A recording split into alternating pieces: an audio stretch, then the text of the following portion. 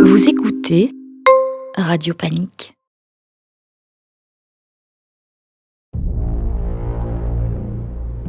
You can't stop a wave. Born in a storm, way out to sea. Pure energy. And it's all building to this breaking point.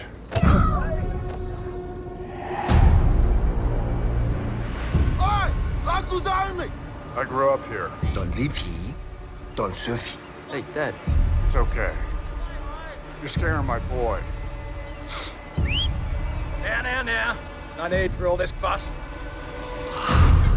Listen to me, brother. I know it's smart to lose face in front of your boy, but you gotta know when to back down, or it could get a whole lot worse. This is a special place for us. It was magic here when I was your age. My old house is finally for sale, and I'm buying it. Just want to go home now. Wake up. Locals only. Don't live here, don't surf here. I'm not surfing. There's a view for locals only as well. Hey! Men are like engines. You've got to release a little steam now and then or you'll blow up. That's my board, and I want it back. Listen, mate, I think you've been out in the sun too long. No, my father gave me that board. I can tell you myself, that old board's been up there for as long as I can remember. She's a beaut, isn't she? I'm not trying to be cruel. You don't belong here anymore. All I want is to take my son surfing. Don't kid yourself now. Before you can have everything, you have to experience nothing. What? Pathetic.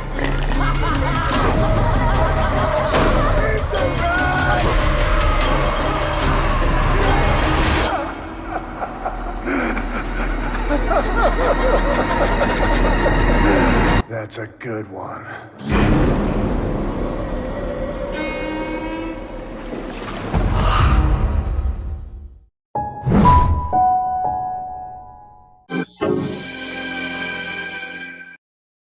Salut, c'est Baude, c'est Saturday Night Panic, 5e jour de BIFFF, je ne suis pas tout seul, je suis avec Lorcan Finnegan et je suis aussi avec Samantha qui sera aussi là pour poser des petites questions. Alors, I'm gonna talk about your movie, introduce your movie in French and then I will ask you a question, of course, in English. We will ask you a question in English. So, hier on a vu le film de surfeur. Après avoir retourné nos cerveaux avec Vivarium, Lorcan Finnegan revient avec un film qui frappe fort à la fois dans le sable et dans la psyché. L'histoire d'un père en quête de rédemption, de vagues et peut-être d'un peu de respect. Avec de surfeurs, il livre une fable moderne sur la masculinité, l'humiliation et la reconquête de soi. Porté par un Nicolas Cage incandescent, rencontre avec un réalisateur qui n'a pas peur de plonger dans les eaux troubles de l'âme humaine. Hello, Lorcan Finnegan. Hello. How are you? Good, thanks. So, this story seems deceptively simple. A father returning home to share his passion for surfing with his son. What drew you to this narrative of quiet humiliation and transformation? Yeah, I mean, when I read Thomas Martin, the screenwriter, and I, talked about collaborating on something for a long time, and then he sent me this, like a 2-page outline a few years ago. Yeah. And I thought it was really interesting, this character returning, as an outsider, returning back to somewhere where he grew up and, is sort of gaslit by the locals. And to me, it was a very interesting idea of, or way into making a film that was going to be from the character's subjective point of view. So like, he's in every scene, yeah, and he's a kind of an unreliable narrator sometimes as he becomes more dehydrated. And so yeah, all of those elements, I thought, yeah, this could be a really good movie. And also, it had the feeling of, new wave Australian cinema, yeah, which I love as well. So it was an opportunity for us to add another film to that sort of tradition of a filmmaker who's not Australian coming to Australia and making a very Australian film. Yeah. Like Ted Ketchup making Wake and Fright, and Nick Rogue making Walkabout, you know. Tu as une question? You have a specific film for your inspiration. You said, that's it, I would like to have to do the same film. Not really, not anything specific, just sort of, you know, inspirations from various films. But I mean, the story itself was inspired by John Cheever's short story, The Swimmer, and then Frank Perry's film of that was an inspiration for certain elements of the film. And then a lot of those like films like Walkabout, Wake and Fright, Long Weekend, Last Wave, Picnic at Hanging Rock, you know, all of those kind of Australian films were also really inspirational in terms of like the tone and music and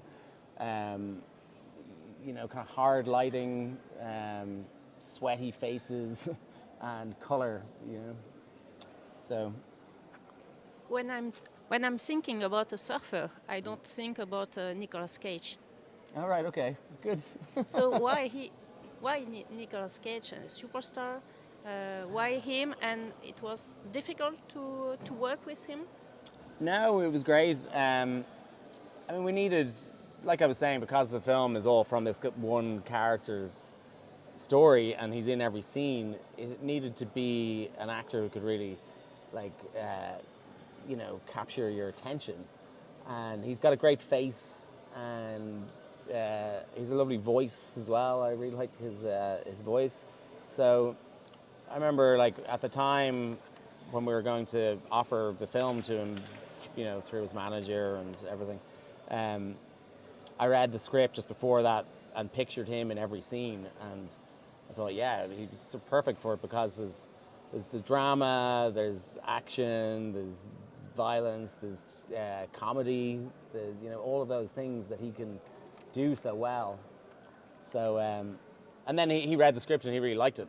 So we had a call and we got on very well, and we have the same kind of taste in films and sense of humor and everything. So it was really easy to work with him.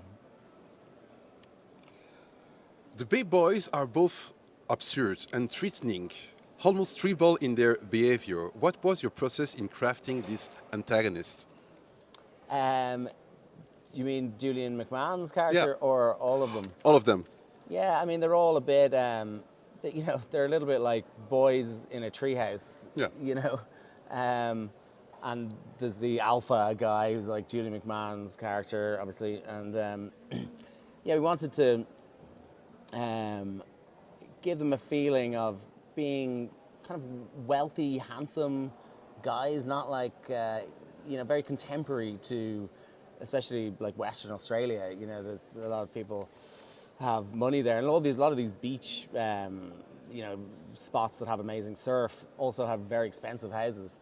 So they're kind of yuppies, but also in this kind of gang.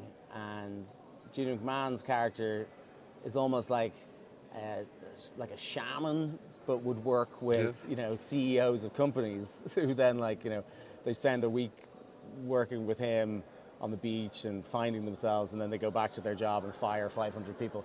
So there's that kind of weird paradox between these kind of culty figures, and they're actually quite corporate at the same time, you know. So, and then Julian, I kind of wanted to give him this slightly biblical sort of appearance with this red robe that he wears. He's almost like an early Renaissance depiction of Jesus or something like that. Yeah. Nicolas Cage, he's following the scripts, or he adds something else in his personage? Follows the script mostly. I mean, a lot of the like tweaking to the script we did while in prep. You know, like changing dialogue a little bit, or taking some stuff out that wasn't necessary. So all that was sort of prepared before shooting so that we could work very quickly. But then we also left room for some improvisation as well. And like there's the scene where he takes the rat and shoves it into Alex Bertrand's mouth, saying "eat the rat." Like that was something that wasn't in the script, but Nick was.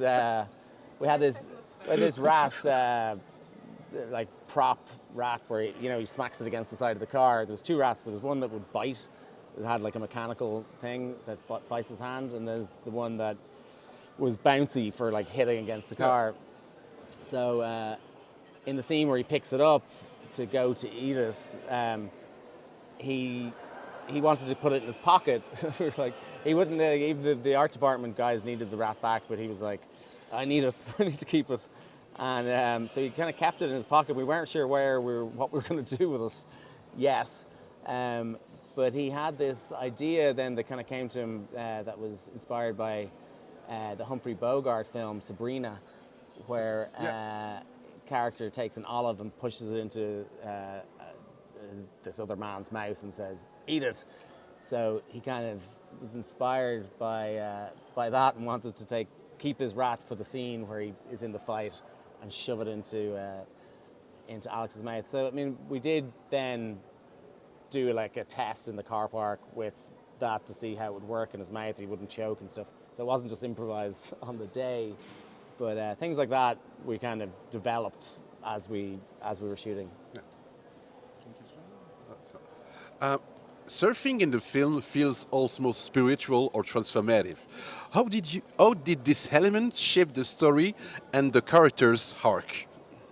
The surfing in the film feels what? Spiritual. Surfing in the film feel almost spiritual or transformative. Yeah, I suppose. I mean, that's like the beginning of the film. He's talking about life being similar to surfing. You either catch the wave or you get wiped out. So that was sort of a metaphor that carried through into all of the film, really. This sort of it's beautiful and it calls you forward like a siren to go surfing, but it also is very dangerous and violent.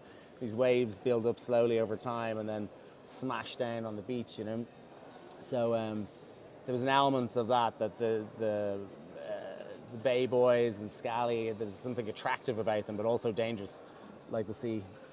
Thank you. For the person who don't understand the end, the movie, do you have a clue to give? Well, you could tell me what you think. What do you think happens at the end of the film? Oh. He could surf. That's the most important for him. Yeah, he wanted to swim, whatever what's happening. Yeah, I mean, to me, it's like on a simple level. I mean, there's obviously other layers of things that are going on in the film, but he kind of needs to go through. Like at the beginning, he wants to buy this house that his parents, that he grew up in, before leaving. Mm-hmm. So it's a very materialistic kind of thing that, like, if you can buy that, that will fix all of his problems. I think he has to go through all of the stuff that he goes through in the film to come out on the other side not needing that sort of stuff anymore. That he's kind of learned that a more simple thing in life is to go surfing with the sun. That's enough. Yeah. So, but then there's obviously other, interpretations of what we see at the end of the film with that sequence of the man on the beach, in the water. But I mean, I think that's more interesting for the audience to decipher themselves. Thank you. So, my last questions. The movie evokes falling down, but also revenge tales and even modern westerns. What were your main influence or cinematic reference when developing this project? Yeah, it's interesting, the western element. I mean, there is a little bit of like Sergio Leone kind of vibes. and like I was saying, like The Swimmer, Frank Perry's film, and really it was the new wave Australian films from the 60s and 70s as an approach, and then we kind of approached it like that in terms of shooting everything practically and using optical effects and doing all the kind of distortion in camera with flame bars and like shooting through glass filled with water and using bendy mirrors to like create distortion. And You're right. all of those kind of things, you know, are very traditional cinematic tools, you know, which we approached it like that, like we were making a film in the 70s, really. My last question will be more personal than around the movie, but are you a good surfer? No. No, I've only been surfing a few times, and I've never done lessons. So like every time I go out, I just get like smashed around and exhausted and half drowned. So I thought I would get really good at surfing in Australia because I was there for 3 months, but I didn't have time because I was making a film. You know. And last question, after the surfer, what's next? I'm working on a few different projects. 2 films with Garrett Shanley, who wrote Vivarium, and one's called Goliath, the other's called Spirit of the Road. And I'm working on another project with Thomas Martin, who wrote The Surfer, which is a thriller set in Venice. Thank you so much to answer our questions. Yeah. Ben voilà, ça se finit, 5e jour de BIFF. Je n'étais pas seul, j'étais avec Samantha, de Cinémaniac. Panik. Cinémaniacs.be et Saturday Night. Et thank you, Lorcan Finnegan. Merci. Et quant à nous, on se revoit plus tard online. Ciao, ciao.